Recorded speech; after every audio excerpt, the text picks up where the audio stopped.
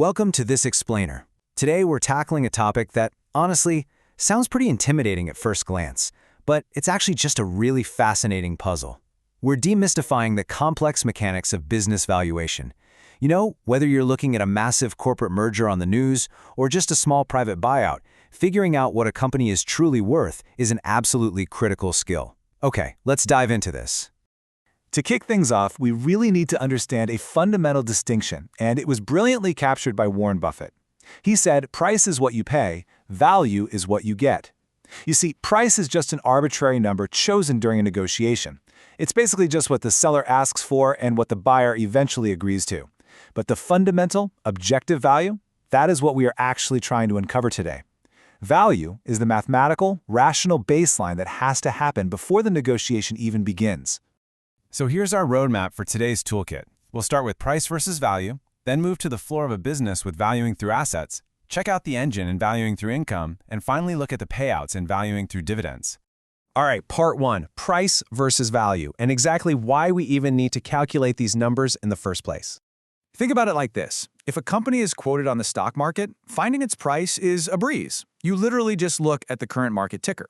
But for unquoted, private companies, we don't have a live price to rely on. We are forced to calculate the value ourselves during some pretty high-stakes real-world scenarios.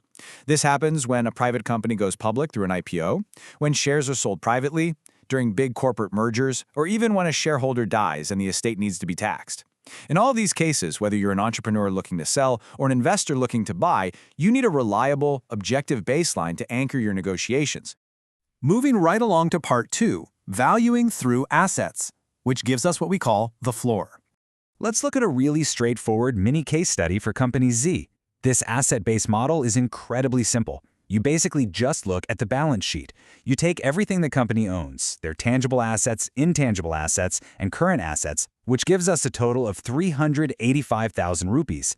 Then you just subtract what they owe. So that's 90,000 in bank loans and 20,000 in current liabilities. Subtracting those liabilities from the total assets leaves us with a net book value of 275,000 rupees. Now, if Company Z has 50,000 ordinary shares, we just do some quick math and divide that net asset value of 275,000 by 50,000. That translates to exactly 5 rupees and 50 paisa per share. And this number is absolutely crucial because it serves as a strict lower limit.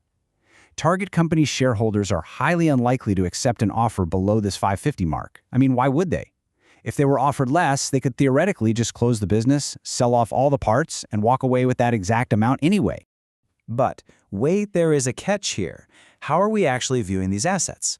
Are we valuing the business as a going concern, meaning we assume it's going to keep operating normally? Or are we looking at its breakup value, meaning we literally strip it down for parts and liquidate it? Usually, a target company is acquired to keep running, right? So the value of all those assets working together as a going concern should be significantly higher than their sheer liquidation disposal value.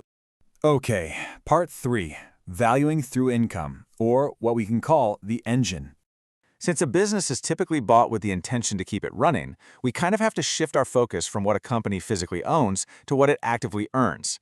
The most famous income method is the price to earnings, or PE ratio. So the crucial point is, it tells us the exact multiple the market is willing to pay for every single dollar or rupee of earnings that the company generates.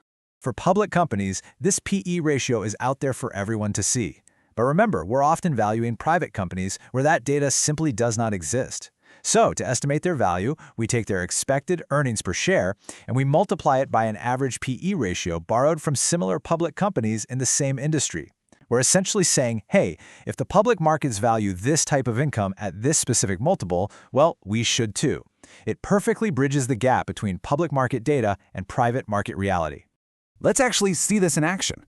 Imagine a private company, let's call it ABC Company.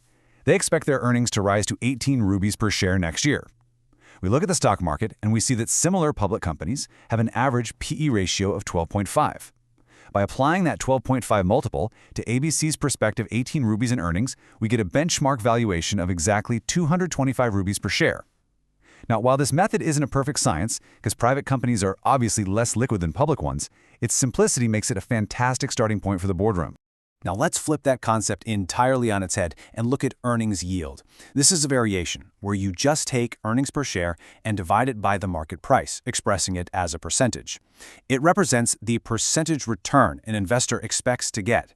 For private companies, investors, maybe even investors like you, often demand a much higher earnings yield. Why? To compensate for the fact that your money is locked up in unquoted illiquid shares. It's riskier.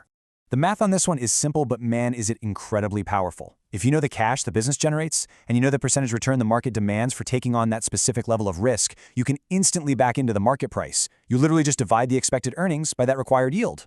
Take a private company called Kickstart, for example, generating 450,000 rupees in earnings. If we assume a 9% risk yield, the business is valued at 5 million rupees. But if we decide private companies are just a bit riskier and we demand a 10% yield instead, the valuation drops to 4.5 million rupees. Think about that for a second.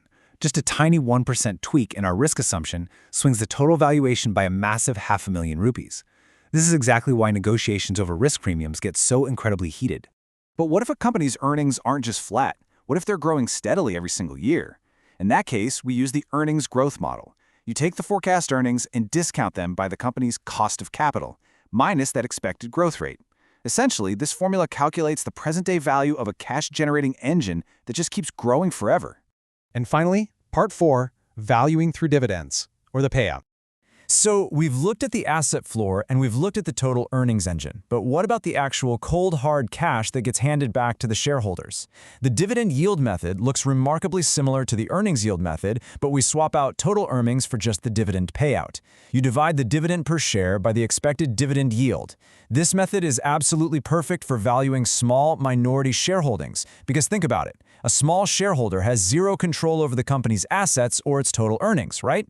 They literally only care about the actual cash income stream being mailed directly to them. And that brings us to the core philosophy of dividend valuation models.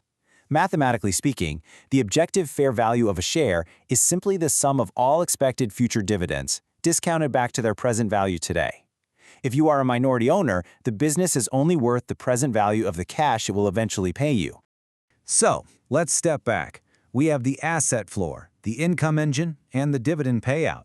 Each one of these methods produces a completely different valuation. So, if every model gives a different number, how much is the business really worth? Well, remember our starting point. These formulas just give us the fundamental, objective value. But that value is merely the starting line used to negotiate the ultimate, arbitrary price. The only correct valuation in the real world is the price the bidder offers and the target accepts. So the next time you see a massive corporate buyout make headlines, I want you to ask yourself, which of these models did they use to justify that staggering price? And more importantly, who actually got the better deal?